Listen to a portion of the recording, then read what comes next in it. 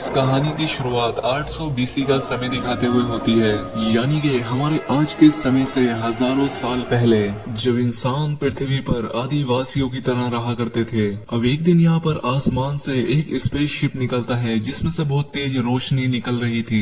ये देखकर वहाँ के सभी लोग डर जाते हैं और इधर उधर भागने लगते हैं। लेकिन इस कबीले का एक लड़का जो कि बहुत बहादुर था, वो उसे देखने के लिए आगे बढ़ता है। अब इसके बाद ये सीन यहीं पर कट हो जाता है और हमें 1928 का समय दिखाया जाता है। यहाँ पर हमें मिस्र के पिरामिड को दिखाया जाता है जिसके आसपास खुदाई का काम चल रहा था। यहाँ पर चल रही खुदाई में लोगों को काफी प्राचीन चीजें मिल रही थी। अब इसी खुदाई में इन्हें एक बहुत ही बड़ा रिंग मिलता है जो कि मेटल का बना था। यहाँ पर मौजूद लोगों को कुछ भी समझ नहीं आ रहा था कि आखिर ये क्या चीज है। अब यहाँ पर हम एक छोटी लड़की को देखते हैं जिसका नाम कैथरीन है, और कैथरीन इस डिपार्टमेंट के हेड की बेटी थी। अब उस बड़े से रिंग के नीचे कैथरीन को एक लॉकेट मिलता है जिसे कैथरीन अपने पास रख लेती है। इसके बाद सीन चेंज होता है और हमें प्रेजेंट टाइम यानी 1994 का समय दिखाया जाता है। यहाँ पर हम डॉक्टर जैक्सन को देखते हैं जो कि पिरामिड के ऊपर लेक्चर दे रहा था। इनका मानना था कि वो पिरामिड मिस्र के लोगों ने नहीं बल्कि किसी और सिविलाइजेशन ने बनाया था। साथ ही जैक्सन को कई सारी प्राचीन भाषाओं का भी ज्ञान था।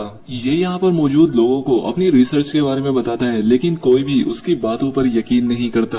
अब हम यहाँ पर एक बूढ़ी लेडी को भी देखते हैं जो कि जैक्सन का लेक्चर सुन रही थी, और ये बूढ़ी लेडी कोई और नहीं बल्कि वही छोटी बच्ची कैथरीन है जिसे वो लॉकेट मिला था, और अब ये काफी बूढ़ी हो चुकी थी। कैथरीन अभी भी उसी प्रोजेक्ट के ऊपर काम कर रही थी जिसका नाम स्टार गेट है। अब इसके बाद कैथरीन जैक्सन से मिलती है और उसे अपने प्रोजेक्ट के बारे में बताती है, क्योंकि इसे एक ऐसा इंसान चाहिए था जो कि प्राचीन भाषाओं को समझ सकता हो, और जैक्सन इसी काम में तो माहिर था। अब इसके बाद कैथरीन जैक्सन को अपनी लैब में लेकर आती है जहाँ पर ये लोग रिसर्च कर रहे थे। अब कैथरीन यहाँ पर इन पुराने पत्थरों पर क्या लिखा है इसके बारे में पूछती है, लेकिन फिलहाल जैक्सन को यहाँ पर कुछ भी समझ नहीं आता, इसीलिए वो इन लोगों से कहता है कि आप मुझे थोड़ा टाइम दीजिए, जिसके कुछ दिनों के बाद वो इन पत्थरों पर बने निशानों को समझकर इन लोगों को बता सके। अब कई दिनों तक मेहनत करने के बाद वो इस भाषा को समझ लेता है। अब इसके बाद हमें उस बड़े से रिंग को दिखाया जाता है जिस पर ये लोग रिसर्च कर रहे थे, और ये वही रिंग था जो कि इन लोगों को खुदाई करते वक्त मिला था।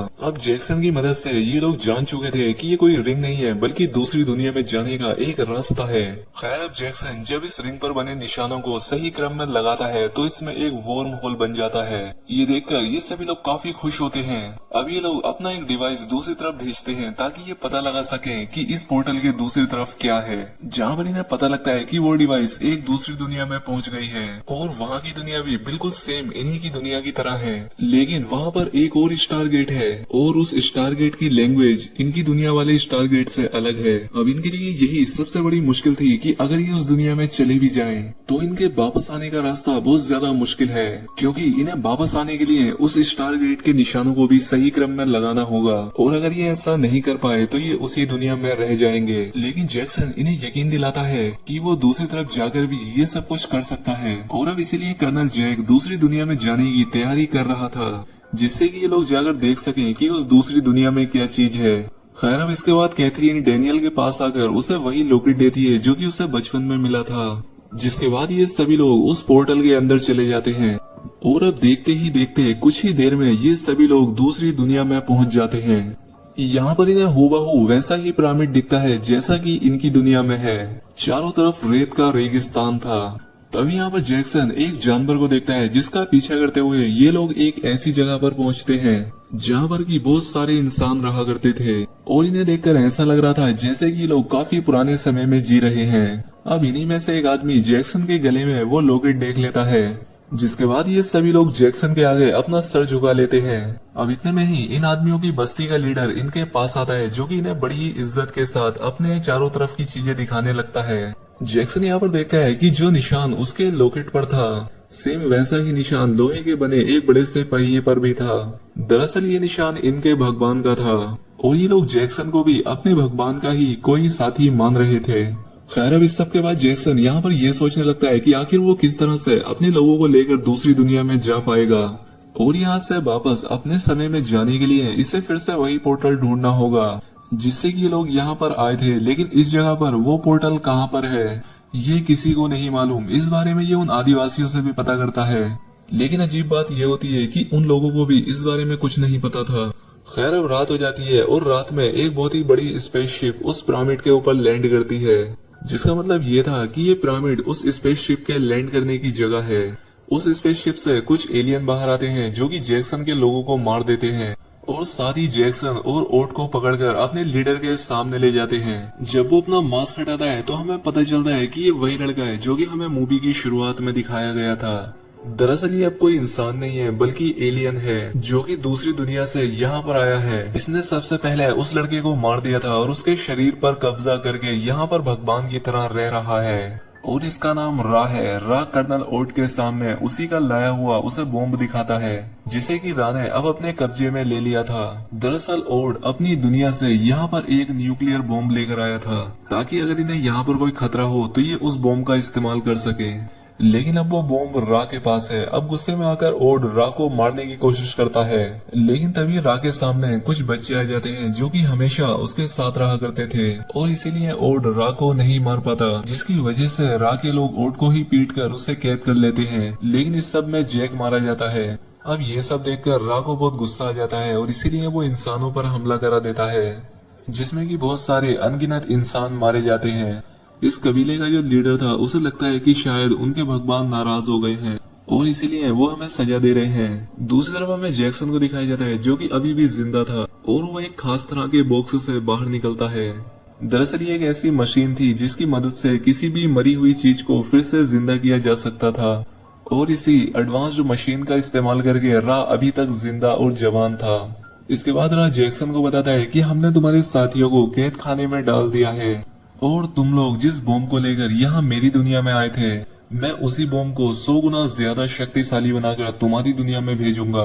जैक्सन रा से पूछता है कि तुम ऐसा क्यों कर रहे हो, जिस पर रा कहता है कि इसलिए क्योंकि तुम लोगों ने मेरी दुनिया में आकर मुझ पर ही सवाल उठाए और तुम जैसे और लोग यहाँ पर ना आ पाए, इसलिए मैं ऐसा कर रहा हूँ। कल मैं अपने उन सभी लोगों को बुलाऊंगा जो कि मुझे भगवान मानते हैं और तुम उन सभी लोगों के सामने अपने साथियों को मारोगे और मुझे ही अपना भगवान मान लोगे और तभी मैं तुम्हें जिंदा छोड़ूंगा। अब जैक्सन को भी पता लग चुका था कि वो पोर्टल इसी के पास है जिससे ये वापस अपनी दुनिया में जा सकता है। अब अगले दिन रा अपने सभी लोगों को बुला लेता है और इसके बाद वो जैक्सन से उसके साथियों को मारने के लिए कहता है। तभी जैक्सन उन लोगों की भीड़ में से एक लड़के को देखता है जो कि इशारा कर रहा होता है कि वो सब तुम्हारे साथ हैं और अब इसीलिए जैक्सन मौका देखकर अपने लोगों की बजाय रा के आदमियों पर हमला कर देता है, जिसके बाद यहाँ पर भगदड़ मच जाती है और अब इसीलिए रा और इन आदिवासियों में जंग छिड़ चुकी थी। अब यहाँ पर लड़ते लड़ते ये लोग देखते हैं कि जिस एलियन को इन लोगों ने मारा है वो असल में एक इंसान ही है जिसे कि अब तक ये सभी लोग भगवान मान रहे थे। अब लड़ाई करते करते ये लोग पिरामिड के अंदर चले जाते हैं जिससे कि इन्हें यहाँ पर वो पोर्टल मिल जाता है जिससे ये अपने समय में पहुंच सकते थे और यहाँ पर जैक्सन से कहता है कि तुम सभी लोगों को लेकर अपने समय में चले जाओ और मैं यहीं पर रहकर इस बॉम्ब से रा और उसकी इस दुनिया को खत्म कर दूंगा और तुम अपनी दुनिया में जाकर उस पोर्टल को वहाँ से हमेशा के लिए बंद कर देना। अब ये लोग यहाँ पर पोर्टल को एक्टिवेट कर ही रहे होते हैं कि तभी यहाँ पर रा का एक आदमी आकर कबीले की मुखिया की बेटी को मार देता है। जैक्सन को ये देखकर बहुत दुख होता है क्योंकि अब वो उस लड़की से प्यार करने लगा था। ये जल्दी से उस लड़की को लेकर उसी मशीन के पास जाता है जिसमें कि किसी भी मरी हुई चीज को दोबारा जिंदा करने की शक्ति थी। जैक्सन उस लड़की को उस मशीन में डालता है जिससे वो लड़की फिर से जिंदा हो जाती है। जब ये लोग यहाँ से जा रहे होते हैं कि तभी यहाँ पर रा भी पहुंच जाता है। दूसरी तरफ पोर्टल के पास ओड रा के बाकी साथियों से फाइट कर रहा था जो कि यहाँ पर उस बॉम्ब को लेने के लिए आया था। अब देखते ही देखते उस कबीले में जितने भी आदिवासी रहा करते थे वो तुरंत उस पिरामिड के अंदर चले आते हैं और अब रा भी समझ चुका था कि अब उसकी हुकूमत यहाँ पर खत्म हो चुकी है और अब इसीलिए रा अपनी स्पेसशिप को शुरू करके यहाँ से भागने की कोशिश करने लगता है। दूसरी तरफ पिरामिड के अंदर ओड उस बॉम्ब को एक्टिवेट कर देता है जिसे कि रा ने अब और भी 100 गुना ज्यादा शक्तिशाली बना दिया था और अब इस बॉम्ब को डिफ्यूज करना भी इम्पॉसिबल है। बस कुछ ही सेकंड में ये जगह और यहाँ पर जितने भी लोग मौजूद हैं वो सभी मारे जाएंगे। तभी जैक्सन देखता है कि रा का एक साथी यहीं पर मरा पड़ा है और इसके हाथ में एक ऐसा डिवाइस था जिसका बटन दबाते ही रा के सभी साथी अपने उस स्पेसशिप में टेलीपोर्ट हो जाते थे और इसी का फायदा उठाकर ये लोग रा के साथी के साथ उस बॉम्ब को बांधकर उस डिवाइस का बटन दबा देते हैं। दूसरी तरफ राह को लगता है कि शायद उसी का कोई साथी स्पेसशिप में आ रहा है, लेकिन वहाँ पर उसके उस मरे हुए साथी के साथ वो बॉम्ब आया था जिसके फटने में अब कुछ ही सेकंड बाकी थे। अब इससे पहले कि राह कुछ कर पाता उससे पहले ही वो बॉम्ब ब्लास्ट हो जाता है जिसमें कि राह और उसकी स्पेसशिप तबाह हो जाती है। और उस एलियन के मरते ही नीचे जो आदिवासी लोग थे वो काफी खुश होते हैं क्योंकि वो एलियन न जाने कितने सालों से भगवान बनकर इन लोगों से अपनी सेवा करा रहा था और अब इसीलिए ये सभी लोग बहुत खुश होते हैं। अब आखिर में ये उस पोर्टल को खोलकर उसमें जाने की तैयारी करते हैं, लेकिन अब जैक्सन इनके साथ नहीं जाना चाहता था। वो यहीं पर रहकर मुखिया की बेटी के साथ अपना घर बसाने के बारे में कहता है। जैक्सन अपना लॉकेट उतारते हुए ओड से कहता है कि इसे जाकर तुम कैथरीन को दे देना। और इसके बाद ओड अपने उन सभी साथियों को लेकर जो कि यहाँ पर बच गए थे अपने समय में चला जाता है। और इसी के साथ ये बेहतरीन फिल्म यहाँ पर खत्म हो जाती है। तो दोस्तों ये थी फिल्म स्टारगेट की कहानी। उम्मीद करता हूँ कि आपको एक्सप्लेनेशन पसंद आई होगी। वीडियो अच्छी लगी हो तो वीडियो को लाइक जरूर करें और अगर चैनल पर पहली बार आए हैं तो चैनल को सब्सक्राइब भी कर लें। मिलते हैं हमारी अगली वीडियो में।